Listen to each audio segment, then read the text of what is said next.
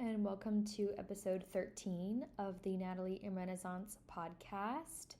Last week, me and my students, we had a big musical event at a local small business, a local cafe, and so I was busy doing that and had a really great time. It was a new collaboration involving some new structures, a new setup that was really unscripted, and it was a really interesting experience because it's something I've always wanted to do and give my students a taste of what gig life is like, and also playing piano in a more public and open space rather than sort of the privacy of a private event.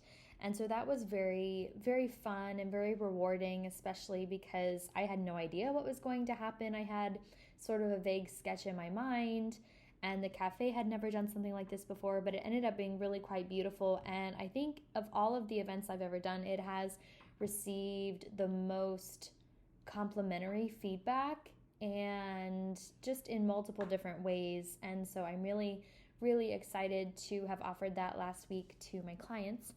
And it's so funny because in working with people, especially the ones who have been with me a year, 2 years, 3 years, these people who encounter me, they say, Natalie, you do things differently.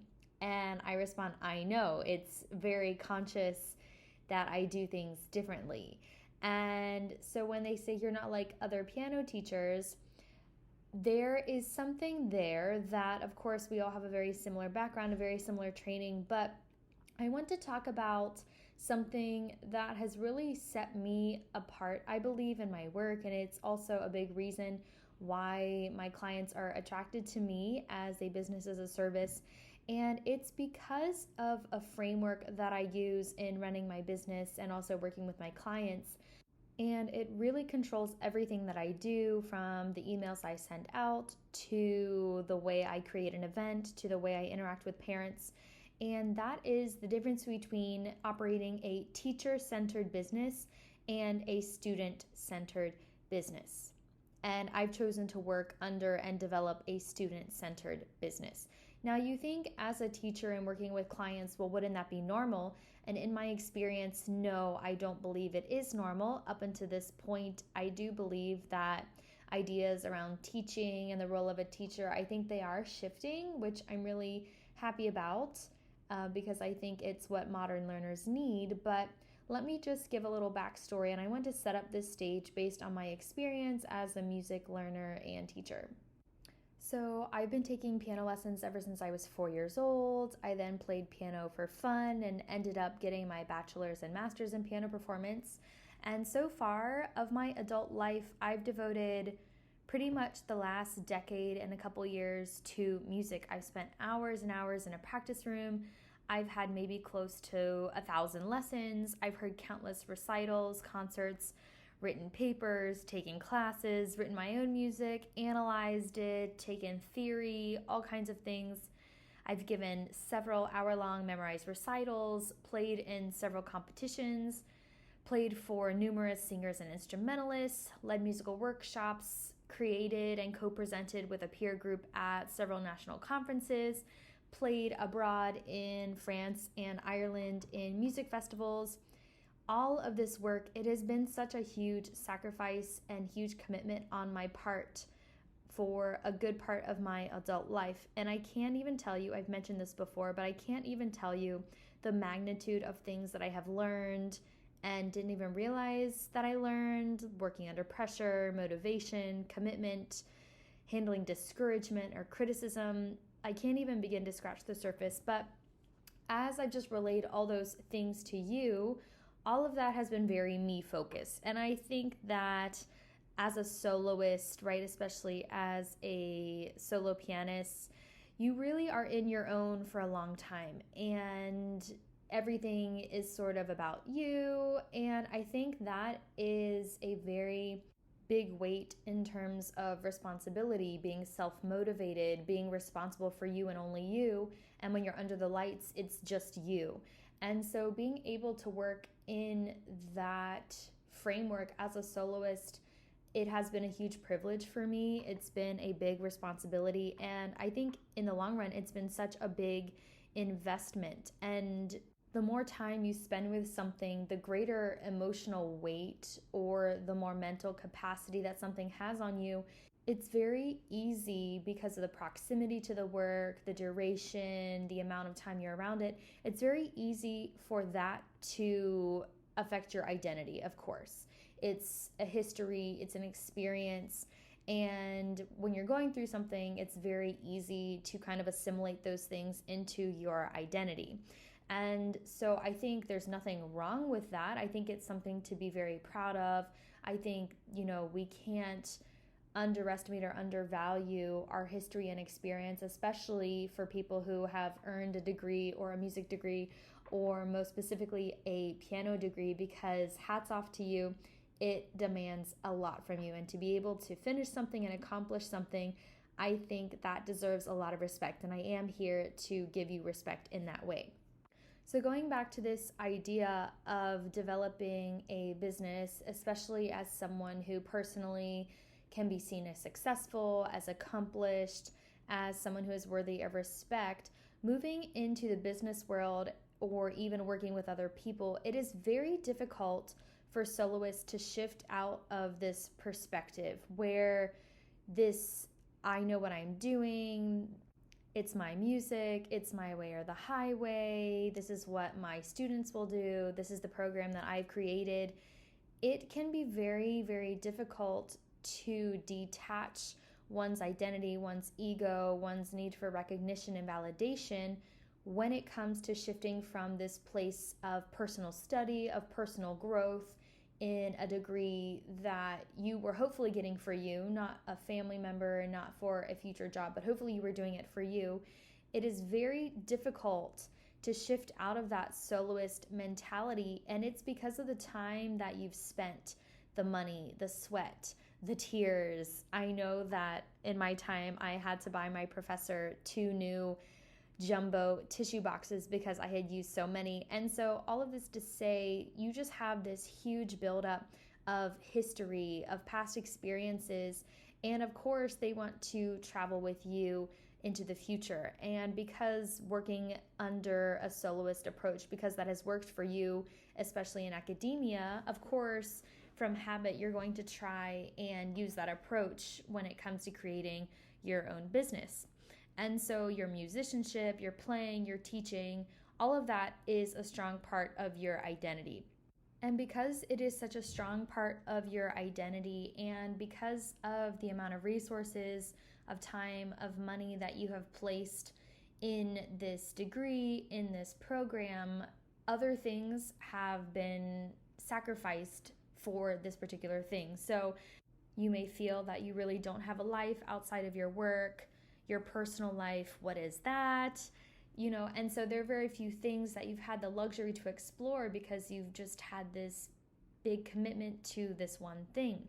And in talking about identity and what we give value to and what we attribute significance to, when things don't go your way, it can be taken very, very personally and in a negative way. And so if we're operating our businesses from a soloist mentality, I would call that a teacher-centered business. You're very territorial when it comes to your students. You're very particular about their practice habits, the songs that they play, where they perform. And if you receive feedback that isn't complimentary, you don't accept it well because it's sort of an affront to your identity. And so all of this focus, whatever your students do, that is a reflection on you, the teacher. The way that you teach, it determines whether you're a worthy person or not. And I would call this a teacher-centered business. And I think a lot of current programs, a lot of pedagogy courses, they support this idea of a teacher-centered business just because they have the hierarchical systems in place where if the teacher says this, you need to do this. And it's very much the teacher is the center of the learning process. And if the student isn't on board with the teacher, then they're going to not learn or they're going to be unsuccessful. And while I'm not here to dispute that approach, I think different things are needed at different times. And I think that these trainings were formatted in a very different time and with very different learners. I think that we can unconsciously, as teachers, we can unconsciously adopt this, especially when we are the ones leading our business, we are the ones teaching, and we don't even realize at the beginning, especially in creation, that we do have a part of our identities connected with our businesses. You've invested so much and you care so much about the students, about the music, and the way you run your business, it feels like it's all you. And so again, we can unconsciously just be wrapped up in our business. We can be wrapped up in our students. And this is how, based in our history and experience, our identity gets bound up in things and we maybe don't even realize that it's happening. And a lot of it comes down to we just haven't had the time or the energy or even the resources to take a step back out of that world. I mean, just saying that, when I was in school, if someone would have told me to kind of take a step back out of that world, I'm not even sure what I would have done, just because I didn't even have the emotional capacity to do so. And I didn't have time to do inner work, right? And so to be at this point is a luxury. And I think it is a very important thing for all teachers to do. But I understand that if you're in that high pressure environment, it's really not conducive to value-based thinking, where you actually take a step back and you ask really deep questions to yourself. And you may not even realize, if you feel like you're in this place, you don't even realize that based off of the time, based off the experience, the history, you don't realize that you are so attached to your performance. You are so attached to your business. And if your students don't do well, you're not going to be able to sleep, because you haven't recognized that healthy detachment is possible. You haven't realized that healthy detachment is necessary, because if our lives are so skewed and unbalanced, that's not a great way to live, because in the learning is messy. Students are not always going to quote unquote perform well. They're there to learn, and a lot of learning is making mistakes. It's failing. And if you're only so set on success and on proving to everyone else that you're a great teacher, there are going to be a lot of sleepless nights for you, I think. And because you've been in this world so long, it's all you've ever known. And maybe you just haven't had time or never felt like you had permission to just go do something different. And if you aren't a musician, then who are you? And I think that's a very scary place to be for someone who has been so dedicated, so passionate about their work. Taking a step out of that seems almost incomprehensible, because it's all you've ever known, and it almost seems like a waste, because it's not quote unquote what you should be doing. And so I think there's a lot of fear there, fear of failure, fear of losing control, fear of not having everything put together. I think there's a lot of fears there. And so I think a lot of people just keep doing what they're doing, and they never are empowered to feel like they can take a step back. And if that's you, I would really, really encourage you to do the inner work. Again, I've said so many times that we are not our work. We are a spiritual being here having a brief physical experience, and life is so big and so beautiful, and it's even bigger inside of ourselves. And so we should never be scared to take that step back, because we might find something even more beautiful than what we're currently doing. Anyways, back to the topic. If we keep operating in this soloist, traditional, teacher-centered business, there's a danger here, because that comes with a box. And it's the box I've just talked about. It's the box that we're comfortable in, that we have been trained in, the box that we have known, and it's scripted for us. And we are also trying to encourage other people to be in this box with us. And the danger here with that, teaching how we were taught, doing exactly what we were taught with other people, keeping the focus and credential of our business because I said so, the danger of that is you will inevitably meet someone who wants to do something that you aren't comfortable with. They want to learn things from YouTube. They want to learn a pop song. And if that is not part of your personal identity, you aren't going to be comfortable taking a step out of your box. And when they bring in new potential and out-of-the-box opportunities, you might shut them down because it's not a polished event. It's not what you were trained to do. It almost feels like it's underneath you or beneath you to do that music or to do that opportunity or to visit this event or listen to this new artist. And so many learners get sidelined because of the box that you have. And all of us have box, all of us have limits, but I'm talking about when it comes to who is at the center and the heart of your business, especially a teaching business. Is it you or is it your students? And the thing about operating from a soloist mentality is that if you don't like something and you share that with others, some of them are going to feel like, oh, I'm not good enough, or my music that I love isn't worth learning. And none of those things are true. And so this approach can really bite us in the back when students become unhappy, when students don't want to practice and we feel like that's all we're saying.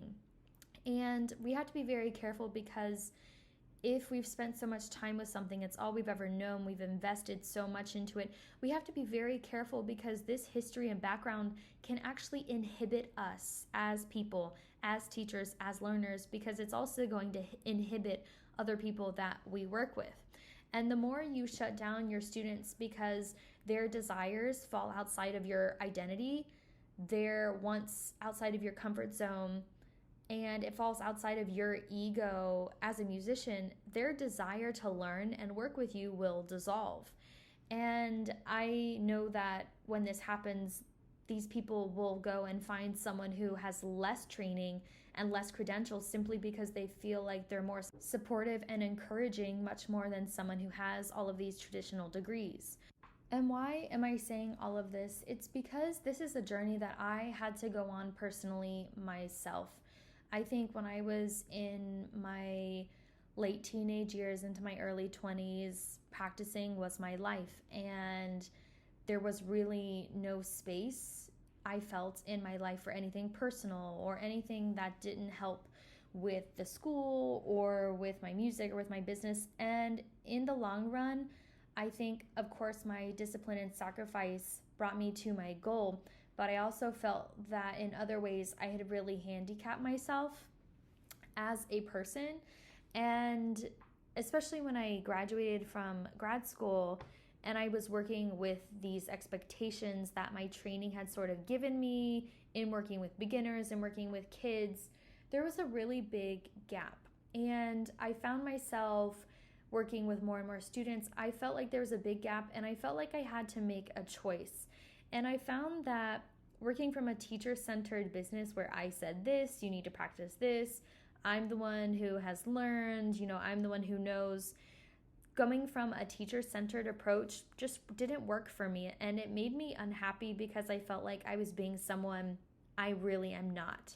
And so after doing some inner work, after doing a lot of soul searching and thinking and a lot of questioning, I did realize that a lot of my identity at the time was out of proportion and I had given too much importance to my business, the numbers that I had, how my students were performing, the music. I was giving that way too much significance and sort of adopting other people's expectations as my own. And when I looked inside of myself and I compared those things to my actual values, discovering those and saying, when I die and people think back to lessons with Miss Natalie, what do I want them to remember? What do I want to leave them with? If they only take lessons with me for 4 months, what is the biggest thing I want them to remember? And with this line of questioning and soul searching, I realized that I needed to adopt a student-centered approach. And what did this mean? This really meant that I was shifting the focus away from me, the soloist, the teacher, the music learner, and away from that hierarchical framework to be more of a student-centered teacher where I was a guide, a co-learner, a supporter, a cheerleader. And that was a big shift. And I think if I hadn't taken the time to do the inner work, to balance myself internally, to make sure that my identity was balanced and not unhealthily attached to one thing, I'm not sure it would have worked. And the thing about being a teacher, especially as a business owner, as a music teacher, you are integral to your business. If you're not feeling well, it's not going to go so well, right? So you are integral to your business, but here's the honest truth. Your business is not about you. Your teaching business is not about you. And that might seem so simple to people on the outside, but I think as a soloist where everything has been about you for a very long time, learning how to pivot that and shift out of that mentality, it can be a little life-changing. It can feel very uncomfortable because you're giving a lot more control, a lot more say to the learner. You're going to be in more unscripted situations. There's going to be a lot more space, per se, where you're not giving all the answers, you're not talking so much. And the thing about this framework, there is space, but you know what it is space for? It's space for breathing, it's space for growth, for relief. There's space for the student, space for their problems, for their dreams, for their hopes. And with that space comes a big, big flexibility. And so do the students want to learn stuff from YouTube? And if I was working from a teacher-centered perspective, I would say, well, real musicians don't learn stuff from YouTube. And with a student-centered approach, I can say, you know what? If that music brings you joy, of course we're going to learn it. Can you print it off? What makes you love this music? And we get to dive in to why they love it, and I can be there and support them in their growth as a musician, doing the things that they love. And what a treat it is to be able to help them in that way. Did a student not perform so well at an event? Instead of thinking, this reflects so badly on me and taking it personal, I can say, this student has worked so hard to get up the courage to even walk out on that stage. It's one of their first public performances. This is such a big step for them, and I'm going to celebrate that step, and we're going to keep building on these small successes. And so this framework, as I've said, it's given us space for learning, for growth, and I think the community that it has built, because this framework and this approach has just grown my studio like crazy, and it has changed so many things, and it's attracted so many more learners who were sidelined by other approaches where they didn't feel like they had space to learn, to grow, like there wasn't space for them. And this student-centered approach has really, in my studio, it has built a community so tight. It was so evident last week where everyone was hanging out, and a lot of the comments were all the same about how everyone's so excited to be learning and growing together. And just to be able to look back and hear that community culture, real community, where it wasn't about me, the soloist, it was about all of us working together to build something outside of ourselves that's bigger than ourselves. And that's what I love about inRenaissance, my company, and the people who are involved in it. And that's because everything is student-centered, and by being student-centered, other people-centered, it's a community that's bigger than all of us. And going back to the idea of a business is all about helping others. And if we as teachers, if we as business owners, if we aren't operating from a framework that is us-based and not other people-based, we're going to have major problems. We're going to have major money problems, client problems, day-to-day issues, and a lot of it is picking the wrong battles to fight and the wrong things to dwell on. And instead of seeing things as criticisms, as attacks, it's actually opportunities for us to reflect deeper on ourselves. And again, this has been a multiple year journey for me that happened before I even launched my brand, because I realized that I needed to come up with a name that was outside of me, that was outside of me as a soloist. And that's why I even launched my brand, because I needed a platform to really craft and build this community under with this student-centered approach. But this was a journey I had to take and discover for myself and to struggle in. But after doing the inner work and realizing that I needed to practice healthy detachment, to embrace a full life and work on holistically becoming the person I know I was created to be, and to realize that my identity is not just in music. My identity, if I had to just keep it to music, it would be so sad, because I believe I am a shimmering soul, and I can take up any domain in life that I want to, and music is just a small part of that. And very little of my identity is based in my work, and it is so freeing to say that. It is so freeing to say that, because while my identity contributes a lot to my business and it fuels my performance inside of it, it is separate. And I'm glad, because knowing that it protects me, it protects my work, and it also protects my students, because when I'm working in my business, my focus is on them completely. And I can really be there for them. And I know when I need something for myself, it's not in my business, if that makes sense. And so if this is something you're struggling with, you're not alone. But I will say that creating a student-centered business is better. It's just better. It's not easy initially, because you feel like you're being uprooted. You're really doing things that, quote unquote, you shouldn't be doing. But I have discovered for myself that it is very, very worth it.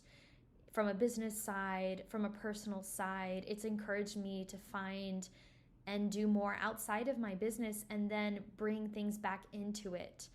It's very satisfying for me as a business owner, because one of the last things that I'll say in this episode is that I remember right as I was feeling all of these emotions at the beginning, where I said, if I teach the same things all the day long to the same students in the same way, I'm going to go crazy. I will not be able to be a long-term music teacher, because I'm going to get bored. I don't feel like I'm growing. I don't feel like I'm learning here. And I honestly hate saying, go practice because I told you to. It just doesn't work, and it doesn't feel authentic to me. And so by taking this journey, by really diving into identity, thoughts, my values, it really changed everything for me, especially in creating my business and creating a profitable, healthy business where my community supports me. And there is such a need for this space, especially in today's learners. There's such a need, and I wish I could duplicate myself 20 times over to be able to serve all the people who need help, who want to be a part of this culture. And so in the next episode, I'm going to be sharing more about how to build a student-centered business and what that looks like. But I just want to encourage you, especially those who are musicians, especially those who are successful people in their own right.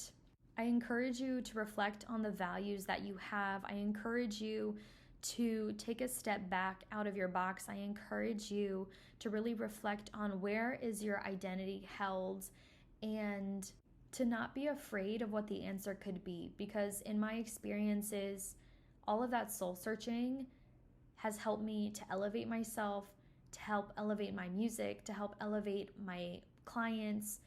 And so let's not be afraid of thinking differently. Let's not be afraid of doing things differently. Let's not be afraid of leaving the quote unquote box, because something better could be on the other side. And we just have to be open, honest, and also brave enough to listen. Thank you for listening today. Please like this episode, leave a review, let me know what stood out to you the most. Like and follow on Instagram if you're not already at Natalie inRenaissance, or you can find my website at www.natalieinrenaissance.com.